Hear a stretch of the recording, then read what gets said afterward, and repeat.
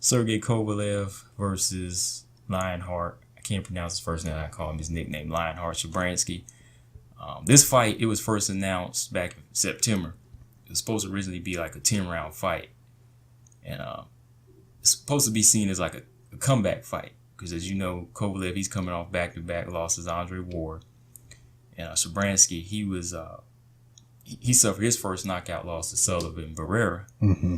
But since then, he's fought maybe like 2 other fights, two stay busy fights. But, since Andre Ward, he retired, and all the belts just kind of got scattered everywhere. Last week, they upgraded this fight to a title fight, the WBO title fight. And now, I know you're probably thinking the same thing. I don't get this, but Sullivan Barrera, he was added to the undercard. He's fighting Felix Barrera. And why is Barrera on the undercard?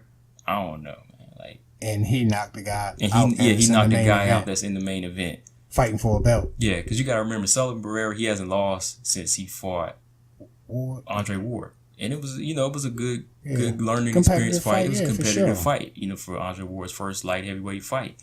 But since then, he's been on a 3-fight winning streak. He knocked Shabranskyy out. Joe Smith Jr., he beat him, and he beat a Paul Parker. That was a good fight. Okay. It was on HBO too. But first, is Kovalev, my question to you, do you really think Kovalev or Shabranskyy is deserving of a belt that was just relinquished by Kovalev's conqueror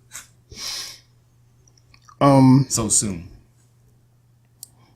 Well, the thing, what other options do they really for Kovalev? Like Kovalev is the closest thing to it, because other than that, I mean, what else could they really do with Andre walking away? You know what I mean? What other fights you think could have really? Okay. I think Kovalev needs to be part of that mix, but I mean, his dancing partner, I'm thinking some better options out there. Okay, yeah, I can see that. Okay, let me ask you this. Okay, so let's just say after losing almost 5 months ago and sort of suffering a little bit of not really a breakdown, but just a breakdown between your trainer and your management with no comeback fight in between there, do you really think he should be in the ring again, battling for a belt? Mentally. Yeah. I mean, you could be in the ring, but should it be for a championship already? Personally, no, but in his mind, the belt made him. He ain't nothing without the belt. So in his mind, I don't want nothing else. They probably try to bring him that, and he threw some vodka in their face. Whatever. I was just saying. I mean, they probably brought that to him, but I think he's obsessed with being the champion. Yeah, but. Okay, so at least let's say Shabranskyy, he had 2 fights since losing to Barrera. There has to be a time when a champion former champion like Kovalev, you do got to say, hey, I got a new trainer, I got to make sure things work out versus just going right back in there for a belt. Right. Like this opponent he's fighting, I'm not knocking the opponent or the matchup. I'm just knocking the WBO sanction in this fight. Why would they make this a title fight? Because it's going to put him in a different mind frame, versus that fight. If it was just a non-title fight, he would go in thinking he has to become more disciplined. Right. But now that the title's on, he's like, yeah, I'm going to be champion again. That's what I'm saying. His ass out, and I mean, maybe it was just part of some politics, because think about it. I mean, and now that Ward walks away, I mean, he wasn't even a mega star, but it's nobody at 175. That's true. Yeah. It's nobody. I'm not saying it's right. I'm not for it. I think it's bullcrap that, I mean, you lost the belt and then you instantly get to become the champion again. No ladder. No, I mean, you got stopped and now you about to get possibly the belt back. Yeah. And I guess, okay, if it was going to be a title fight, I would rather be Sullivan Barrera getting that shot against Kovalev. Against Kovalev. That's what I'm saying. Here's how I would say, okay, if Kovalev, you are a champion and you did hold the titles this long, but if you want to get it back, you're gonna face the toughest competition possible. Of course, of course. That's what I was saying. I mean, it's no other names really. That's why I say Kovalev definitely needs to be in that mix. Yeah, but it's better people for him to dance with than this Shabranskyy guy. Yeah, because I know when people looked at it, they were like, okay, this is a guy Andre Ward just knocked out, and the guy Sullivan Barrera just knocked out. But Sullivan Barrera's on the undercard, you know. So then that kind of makes you say, what's really the worth of a belt? Exactly. You know, what's the real worth of a belt? Yeah, because they just think if something goes left and Shabranskyy is the champion at 175 pounds, nobody knows him. You know, it's like that's what turns people away from this sport, because like I say, a man, a guy could be a champion and nobody knows him. Nobody. Yeah. You know, that easy. It's that easy, yeah, because, I mean, you can't count Shabranskyy out. You know, he's a young guy, and he's learning. He just faced his first knockout loss to Barrera, and he did drop Barrera in that fight. Okay. So my thing is, okay, you giving him this shot, but Kovalev, you should be fighting the guy that beat him. Yeah, but it might play out in Shabransky's favor. Yeah, because Kovalev probably overlooking him. In his mind, man, I never deserved to not be the champion. I'm going to get what's my, you know, his mindset is different. We see this guy, some of his mentals are like questionable, like what he said about John David Jackson. You know, there's a few rumors out about him, and he might not be the most nicest guy. So when a guy is mad all the time, it's some mental quirks that could be exploited. You know what I mean? Yeah. So he's coming in just thinking he's, you know, supposed to get the belt, supposed to be fighting for the belt, entitled. You know, he's coming in with this entitlement, like, oh yeah, I'm cool, I'm supposed to this, and it could come to bite him in the butt, man. Yeah, because if you look at guys in the past who are a little bit more humble, they might have lost the title. They say, I need to get back in there and rework some things. But with Kovalev being just knocked out, you know, controversially, whatever you want to call it, but he kind of beat himself in that Andre Ward fight. He didn't really take the time in 5 months to say, hey, I need to do things differently. It was just kind of announced like a week or so ago that he had a new trainer. Right. You know, since John David Jackson left it, he got a new trainer. I mean, how tight that is, we don't know. I mean, it's supposed to be somebody from Russia or somewhere that he can more relate to, I guess. But just because a person is from the same country doesn't mean you're going to relate to him. You know what I mean? Yeah. Because, I mean, you look at John David Jackson. John David Jackson, he seemed like an all right trainer. Yeah. I mean. Yeah. And he's proven. He's proven. You know, when it came down to hard times, it kind of exposed the mental. That's what I'm saying about this guy. And that's what I'm saying about this guy. Yeah. That's what, to me, was his downfall in the Andre Ward fight. The negative energy trying to go against positive energy, and it's not going to happen. So, I mean, it wasn't like he was like, I'm going to knock Andre Ward out and just not say anything. He just had this like negative energy, like you said, all the time with him. Just that was hurting him more than it was Ward. Right. So Ward just exploited it and capitalized on this negative energy. Yeah. Yeah.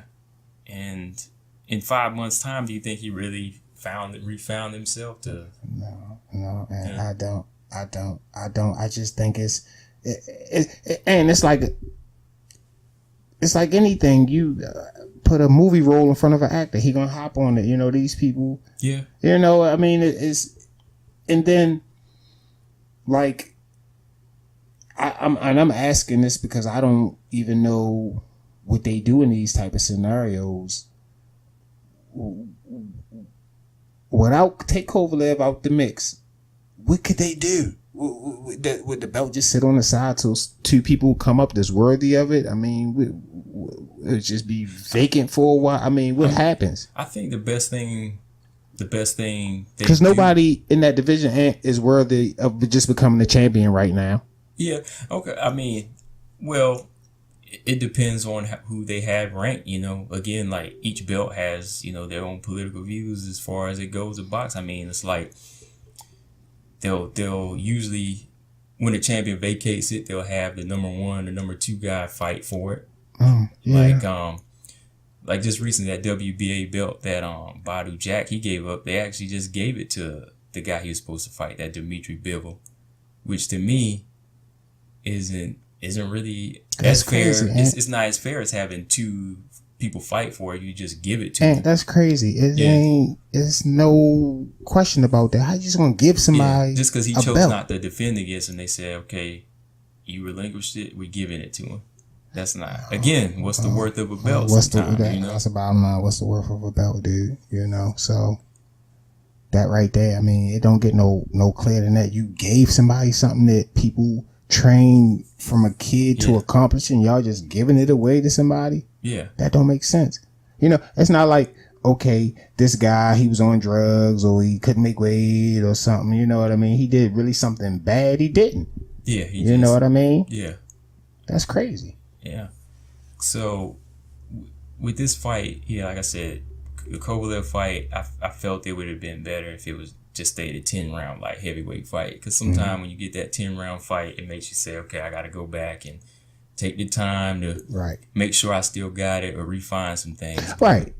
That would have been the better thing for him to do, and a smart person. But we ain't talking about a person. We talking about a person who was dissing his trainer, tell him get out his face when he trying to. So we ain't talking about a guy. I mean, beyond the mainstream, that's just not a smart thing to do. That's just, I don't think he's the smartest guy. So that is the right thing to do. But we talking about Kovalev right here. You know what I'm saying? Okay. We talking about a guy with an ego. We're talking about a guy that's mean. And it is what it is. He can't help how he is. But I'm just saying. I mean, that's his makeup. That's his upbringing. He's told Andre Ward, what did he say? I want to in your career, said terrible things to the guy. And the sport ain't about that. Right. But like you say, it might play into Shabransky's favor, and just hopefully out of this whole thing, this whole card, Sullivan Barrera, he comes out on his win and he can finally get the title shot that he deserves. Who is he facing? He's facing the Felix Barrera. Okay. Not really he's in the rankings, but he's not really, a known light heavyweight like some of the past ones he beat, like Joe Smith. Yeah. But I mean, I really felt that he was in that position for the title, one of those titles that Andre Ward had relinquished, Yeah. But it's still crazy because that division is just, okay, even if a guy's ranked something, the rankings are very questionable, and it's like, I mean, how are these guys getting ranked if we never seen them, fight before? Now that Beterbiev guy, what's going on with him? He's actually supposed to be fighting for IBF title. At 175. At 175. Man, that's and that's what I'm saying. The guy has to build up some stock, man. This guy, we've been hearing about him last few years, some decent knockouts, some crazy looking power. He's got like crazy power, Kovalev. And him and Kovalev got history. They did. Kovalev, I want to say Beterbiev knocked him out like twice in amateurs or something like that. Yeah, so and I seen him knock some guys out. Dude, and that's what I'm saying. He was buzzing for a while, but I haven't heard anything about him. But those are the names that he's kind of become one of them guys people kind of avoid, because I mean his power is crazy, man. Like when I've seen him, but I'm just saying those are the things you have to do to get that name, to get that. People to know about you. You know what I mean? You can't just be, I'm ranked number 5 and nobody knows you, because that don't matter. You're just a number. It's just a number to a fan that don't know you. Yeah. And I guess the thing that's crazy too with like the sanctioning bodies is it's kind of hard to see it all on the same page, because they might have it. They might have Sullivan Barrera ranked number 1 in the WBC, then the WBO have him ranked number 8. Crazy. Which is crazy, because I'm like, if they're doing the work, they should all be in the same similar rankings. Number up and number down, but in a similar range, like you said. That's why I want to know how the sanctioned bodies actually rank fighters. By money. By money. I tell you that right there. It's easy. By money. Okay, yeah. Who got the best dollar signs around them? Yeah. Yeah, no, it's crazy. Because I mean, it comes down to that sanctioning fee too. When you get all the belts, you got to pay to keep them. So. Yeah, I pay. Yeah, so I mean, it's like that kid that Danny Garcia fought, he wasn't even ranked. Oh man, not Rod Salka. Yeah, Salka, yeah. Salka. I'm just saying. Yeah. I mean, okay, if the rankings, they said he wasn't even ranked. He wasn't ranked. Yeah, he wasn't ranked, man. And had a chance to become a champion. Yeah, because what if Garcia got knocked out, and then after that you got to put him in the rankings versus somebody that's already been in there? You know, that's what kind of makes it all about these politics and bullshit, you know, because it's exactly. Like, what? It don't make sense. Anybody can come up in there, and then after that, if they win by, you know, by a free punch like that, yeah, you automatically a champion. So, I mean, yeah, sanctioned bodies, I don't know, it should be like one belt sometime, I'm thinking, you know. Yeah. If I had my way, it'd be one belt. Yeah, in the perfect boxing world, you know. Yeah. But this card here, that's Kovalev-Shabranskyy fight, is supposed to be November 25th. It's Thanksgiving, ain't it? Is it Thanksgiving? Is that for Saturday? No, Thanksgiving is usually like on Thursday, right? Yeah. It's that Thanksgiving weekend, but yeah, I'll probably check it out on HBO, see what happens. So.